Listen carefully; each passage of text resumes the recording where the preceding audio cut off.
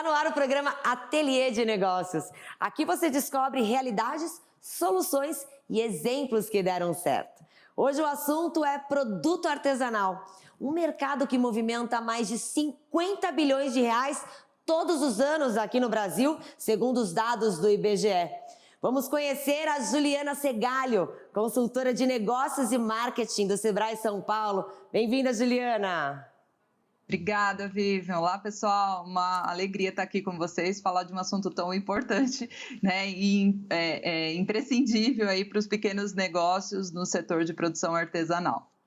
Obrigada, Juliana. O prazer é nosso, mas antes, vamos conhecer uma história de empreendedorismo desse mercado tão promissor? As chamadas artesãs de Bariri sabem muito bem o que é produzir uma fonte de renda sustentável. Elas usam técnicas que são consideradas patrimônio cultural para gerar emprego e mudar a realidade de muitas mulheres. O objetivo delas é unir força para chegar cada vez mais longe.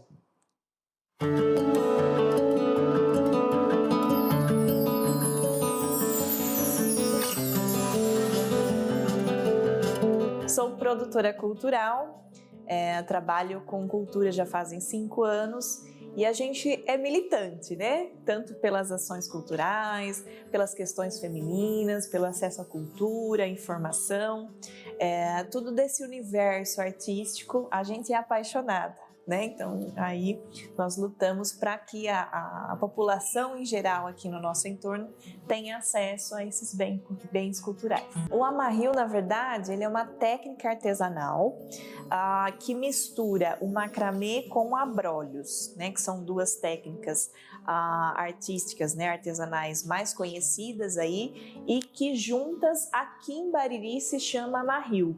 O amarrio, ele é uma técnica centenária aqui da nossa cidade que veio provenientes dos pescadores, né? Bariri fica aqui bem pertinho do rio Tietê, então a origem que é mais aceita dessa técnica é que os pescadores ensinavam os nós, né? Ensinaram os nós para as mulheres e assim as mulheres acabaram se apropriando desses nós e fazendo aí utilitários, né? A partir do amarrio. Então elas pegavam panos de saco, desfiavam, que na época, né, bem antigamente, nos primórdios da cidade, existiam aqueles panos as embalagens de açúcar, né, o saco de açúcar.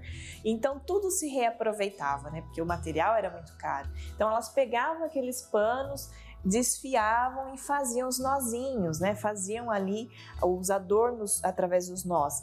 E essas peças se transformavam em utilitários do dia a dia das mulheres. Então elas faziam toalhas, guardanapos, roupas para as crianças, enfim. E não só os panos de saco, mas de tudo, né? Linha, enfim, juta, elas usavam vários materiais a partir do amarrio. E isso foi se passando de geração em geração, porque a mãe ensinava para a filha, que depois que tinha filho também ensinava, e isso foi passando de geração em geração. Então, assim, é um tesouro que a gente tem aqui na nossa cidade. Inclusive, recentemente, ele foi instituído patrimônio material aqui da nossa cidade, né, pela Lei 4999, né, do Leandro Gonzalez. Então, foi uma grande vitória. E a nossa luta é essa, mostrar, né, mais dessa técnica, mostrar para o Brasil que é tão importante aqui para a nossa cultura local e também valorizar, né, o que nós brasileiros fazemos, né? A gente tem muito dessa questão de valorizar o que vem de fora, né? Mas nós temos aqui nossos tesouros, principalmente no interior paulista, que devem sim ser mostrados e revelados aí para o Brasil e para o mundo, né?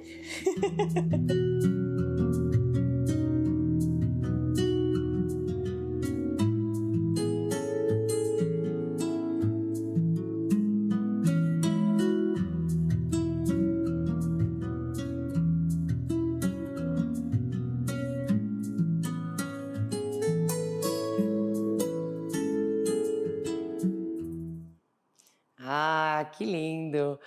Juliana, vamos conversar agora. Muito legal, né? Essa história das meninas de Bariri. Juliana, como transformar uma arte, uma coisa local, um artesanato local, há mais de 100 anos, em uma profissão rentável, sustentável? Obrigada, Vivian. Estava encantada aqui assistindo as meninas na produção e tal, e eu gostei quando ela fala o Brasil precisa conhecer e o mundo também. E para isso, além da questão só da produção, da técnica, de toda a história, todo esse propósito envolvido, né, com essa produção artesanal, esses pequenos negócios que trabalham, né, com produção artesanal, uma coisa que eu achei bem bacana na reportagem, que ali elas não estão sozinhas, né? Quando você trabalha em grupos e tal, você tem objetivos em comum que é mais fácil, não mais fácil, mas você consegue ampliar mercados, né, em conjunto. Mas o que eu posso falar é que, assim, essa produção artesanal, ela precisa sempre ter 2 focos, como qualquer negócio. Né? O foco no cliente, na visão, né, de expandir e direcionar para clientes potenciais, e o foco na gestão, ou seja, nos controles, na produção, como da reportagem, até, por exemplo, a abertura de mercados internacionais, porque sim, ela tem razão, internacionalmente o produto artesanal brasileiro é muito bem visto, né? Eles gostam muito, então a história é muito bacana, mas uma pequena produção artesanal, ela não pode esquecer desses 2 focos, viu, Vivian? A questão do foco no cliente, né? A comercialização, os canais digitais, como você mostra esse produto para o mundo, não só ali regionalmente, e como você tem o controle, os custos fixos, os custos variáveis, né? A ficha técnica da produção. Tudo isso é muito relevante para não ser só aquela coisa do hobby da produção, e sim também ter uma característica mais de negócio. Esse tipo de negócio que vem, eu acho que com um certo tipo de emoção, você acha que precisa parar, pensar e focar na razão? Você falou que é muito, muito importante, né, ver essa parte da gestão. E tem todo o contexto por trás para elas, uma história, um sentimento. Você acha que isso atrapalha um pouco na forma de direcionar, para realmente dar dinheiro, para realmente empreender de uma maneira forte? Olha, eu acho que assim, precisa haver o equilíbrio, né? Porque o produto artesanal, ele tem como característica a personalização, o criativo que está envolvido ali, né? A técnica, né? O talento de quem está produzindo. Isso é tudo muito relevante e você não precisa perder isso. Porém, a partir do momento que você está pensando na comercialização disso, você precisa sim considerar os aspectos de gestão, né? Então, por exemplo, quais os canais que você vai divulgar a sua peça? Em que contato que eles estão com as pessoas, né? Eu estou falando, por exemplo, de sites, marketplace, rede social, e existem sites, né, que conseguem dar até o tempo da produção, né, no Brasil, e isso tem especializados aí para a parte de artesanato, mas também a toda a conta, viu, Vivian? Sem conta, a gente tem que tomar cuidado, porque a arte vira um hobby, que eu costumo falar aqui no Sebrae, vira um hobby com custo, então precisa fazer a conta também. Vamos assistir mais um pouquinho dessa história linda para a gente entender melhor como elas estão fazendo.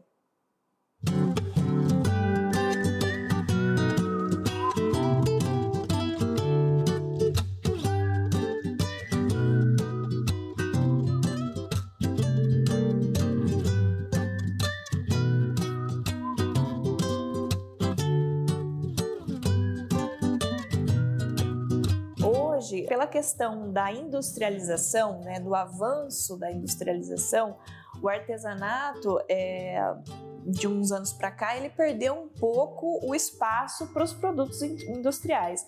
Mas a gente vê aí uma visão, né, uma contratendência, que é a valorização do produto artesanal. Por quê? Porque com o produto industrial existe a banalização, né? Aquela coisa, tudo igual, então perde um pouco o valor. Quando você surge com um produto que é feito à mão, a partir de uma pessoa que investiu tempo, investiu a expertise, o carinho ali naquela peça, isso se torna com um valor muito maior, né? Carrega uma história, carrega um valor imensurável quase, né, para aquele produto e que traz também muito mais atração para o consumidor.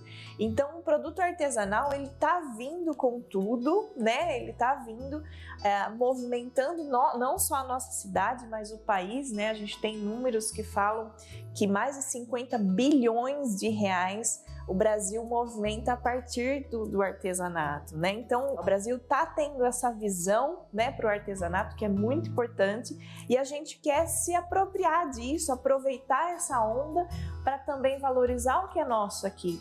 A gente tem várias artesãs que sobrevivem aí, que vivem, ajudam sua família a partir do amarrio, e isso para a gente é muito bonito, é muito importante, né?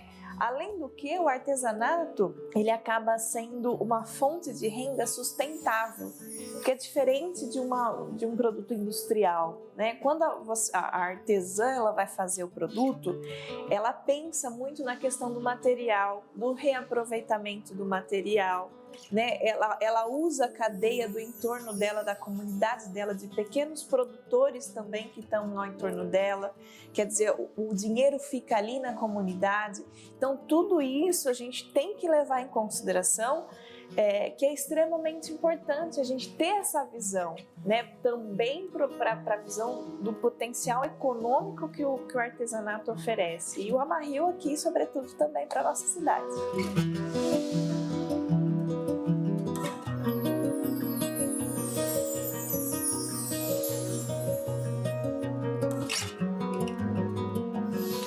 Começou a se organizar como associação, como grupo, há uns 20 anos atrás, mais ou menos, né? E aí tinha um grupo grande de mulheres, enfim, que elas viajavam, inclusive, para o Brasil inteiro, tanto para dar aula, como para participar de feiras, mostrar o amarrio. Só que foram passando os anos e o apoio público também foi se esgotando, porque elas dependiam muito, né, de ajuda para ir para as feiras e ônibus, e precisavam ter o espaço. Isso foi, né, acabando esse apoio.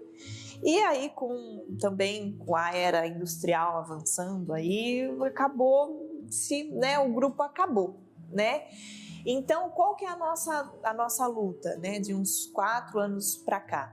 É organizar novamente um novo grupo, né, para que a gente possa ter aí uma produção mais substancial, né, de forma coletiva, porque existem sim as artesãs que trabalham hoje individualmente, né, e eu falo que elas são as nossas joias, porque elas sustentam o amarrio até hoje, né? Ele não morreu, né, na nossa cidade justamente por causa dessas mulheres, porque elas continuaram perpetuando a arte.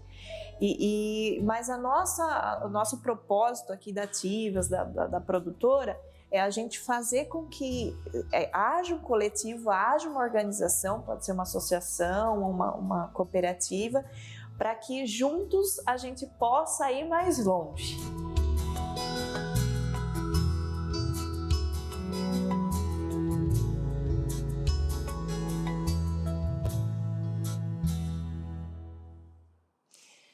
As artesãs estão atentas como transformar o talento em um negócio rentável. Juliana, é como a gente conversou, né? Elas estão bem atentas como transformar isso de uma forma rentável. Agora, vamos aproveitar a sua especialidade e tirar um pouquinho mais de dúvida para aquela pessoa que quer modernizar o seu negócio, né? O marketing digital já é uma realidade hoje em dia. Você acha que isso ia ajudar muito elas, o marketplace, o marketing digital, para ainda transformar esse negócio em uma coisa muito mais forte, mais sucesso? Totalmente, Vivian, totalmente. Mais uma vez aqui. É bacana porque a reportagem traz muitos elementos que, para quem estiver assistindo, é importante. Por exemplo, a atuação em grupos, né, na sua regionalidade, se houver alguma associação, alguma coisa, independente de você ter o seu trabalho individual, a atuação em grupos, geralmente, ela fortalece objetivos maiores, né? Agora, o digital, gente. O offline e o online, eu sempre faço assim nas minhas aulas, eles são os canais. A feira, a feirinha da praça, o bazar, isso não morre, ou seja, o varejo físico ele não morre, mas a jornada do consumidor hoje em dia, ela começa naquilo que a gente às vezes acorda segurando, que é o telefone, que é a parte digital. Então, muito do você ter esse olhar para o digital, não é só entender que ele é um canal exclusivamente de venda, mas é lembrar como a gente mesmo busca coisas como consumidores. Então, trazer conteúdo, trazer história, né? A moça da Ativas, ela fala muito sobre a história, né? Todo o propósito que tem ali. E eu te descobri, por exemplo, se eu quisesse comprar uma toalha, um jogo tão caprichado, tão lindo, igual aquele que estava mostrando na reportagem, eu estou em São Paulo, então qual é a chance de eu adquirir isso de uma maneira mais fácil? É pelo um canal digital. Como é que eu te descubro? Então, assim, é por uma palavra-chave, eu vou te descobrir numa rede social, eu vou te descobrir no marketplace, eu vou ter esse contato mais próximo, eu vou ver sua produção ali nos seus bastidores, ali nos vídeos diários. Então, tudo isso ajuda a fortalecer a marca. Mesmo que a empresa seja uma artesã pequenininha, ela é a marca dela. Então, ela trabalhar essa comunicação com o cliente vai além dela só fazer a produção. Muitas delas são tímidas, né? A gente ouve isso bastante, assim, ficam meio assim, mas é só a prática, falar na verdade dela. O canal digital, ele veio para ficar, ele tem uma conjunção do online e offline, e é importante aproveitar esse filão aí, que vai te ajudar a expandir até. É verdade. Vamos ver como é que elas estão fazendo. Vamos assistir mais um pedacinho da história delas.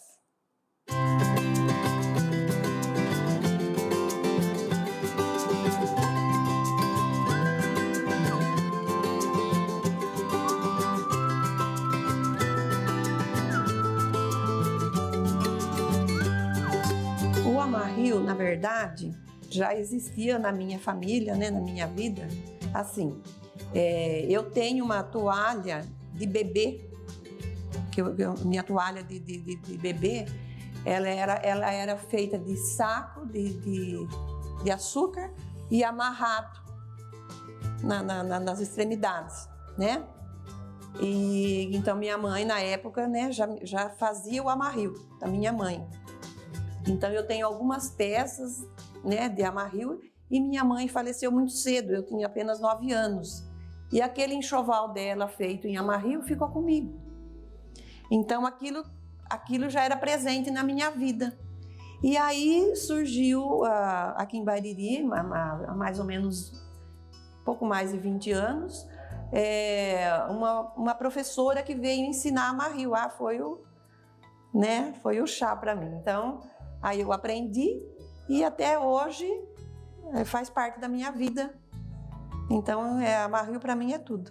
Como a Maria falou, né, anteriormente, é uma coisa que vem bem antiga, que vem dos nossos antepassados.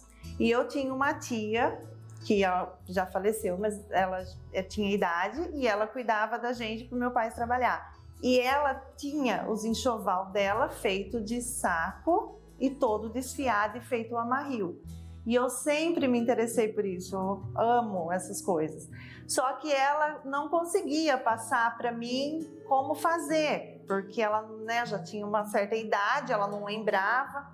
E aí quando surgiu, há 20 e poucos anos atrás, essa professora que veio, aí eu na hora já me inscrevi, falei, é isso que eu quero fazer, e é isso que eu fui fazer. E vem daí, vem dessa paixão de antigamente, que relembra minha tia, que relembra meu passado. E foi daí que eu quis ser uma artesã. E eu gosto muito de fazer isso, é maravilhoso. Para mim, o amarrio, ele não é somente uma técnica artesanal que nós temos que valorizar, que nós temos que trabalhar aqui. Não, ele faz parte da nossa história. Ele faz parte aí de todo um conhecimento, né, de todo o conhecimento popular que se passou de geração em geração e que nós temos de tão rico isso que a gente não pode perder de maneira nenhuma, porque faz parte da nossa identidade, faz parte do que a gente é hoje. E como a gente não se amar se a gente não se conhecer, né? Como se amar não se conhecendo. Então, a partir do momento que a gente conhece a nossa história, que a gente sabe de onde veio, como a gente veio, a gente tem mais facilidade para se amar, para se valorizar e também para se diferenciar, né? Não falar que a gente é igual a todo mundo. Nós temos os nossos tesouros, as nossas joias, e isso a gente tem que ressaltar sempre.